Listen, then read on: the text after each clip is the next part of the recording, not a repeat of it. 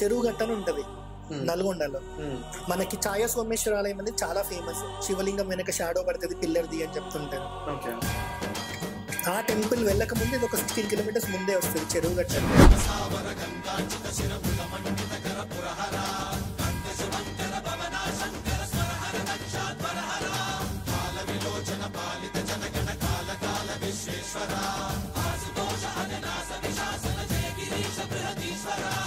భూమి మీద పరశురాముడు ప్రతిష్ఠించిన చివరి శివలింగం చెరువుగట్టులో ఎంతమందికి తెలుసు?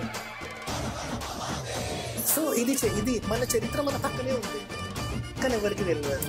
పరశురాముడి మీద సినిమాలు ఏమైనా వచ్చాయా, సీరియల్ ఏమైనా వచ్చాయా అంటే ఎవరి దగ్గర ఉంటుంది. అసలు పరశురాముడు విష్ణుమూర్తి అవతారం ఎందుకు కూడా ఎవరికి తెలియదు.